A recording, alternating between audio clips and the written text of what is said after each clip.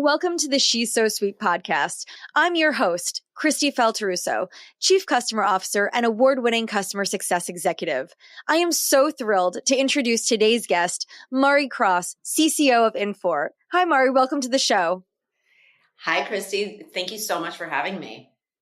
I have had so few CCOs, and I have to tell you that is intentional because I feel like my network is flooded with customer success professionals.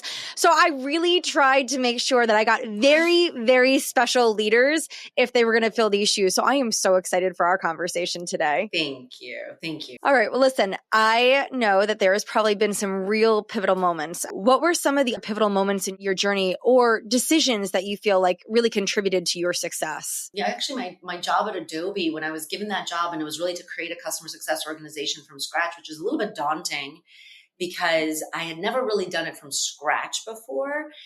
And as much as I believed in my own skills, it was at a different scale and a different kind of, I don't know, Adobe's a huge place and has a really great reputation. And so, but I think just taking the leap and saying, I believe in myself and I think I can do this. I think that was a pretty pivotal moment, I think, in my career, kind of what got me here. You took on a big challenge here to build something that didn't exist from scratch. And now when we talk to so many folks all the time, imposter syndrome is real. And so I have to imagine that you had a little bit of that going into something that you've never done before, right? And like being 100%. tasked with such a huge project. So what was that experience like? And was imposter syndrome something that you did navigate or go through? Oh, for sure. Probably still do every day. But no, I think that, and to say like there were some customer success folks that like worked at Adobe before. So I don't want to overstate it, but what didn't exist was a programmatic approach to driving value for our customers. And so, it was, and I think we reported up through the SC organization. I mean, it was, there was not a standalone function. And so it was one of those things where I was very fortunate that I chose my, my leader as well as the position. And so, cause we basically said, he was like, "Hey, I really believe in you. I think you can do this." And I said, "Okay, great. I believe in me too." And so having that, making sure you had the right kind of mentorship and support from leadership was really important.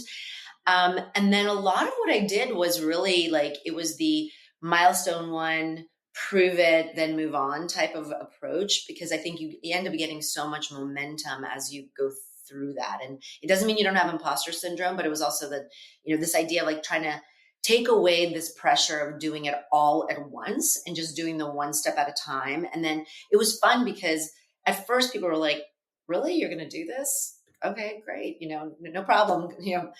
Have fun with it." And then as we started kind of getting more momentum and getting more attention, it really did speed up. And it was really, really fun to see the impact of it. And so then it kind of grew like wildfire after that.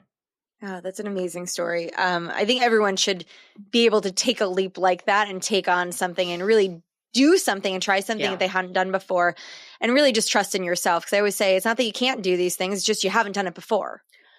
Yes. And that, it's huge, right? And it's like, you do have to, there's so many positions people have gotten into, like, first time CEOs, like you have to at some point say, I'm going to just try it, because it is something you just need to experience for yourself to know if you can do it or not, or if you want to do it or not, to be honest.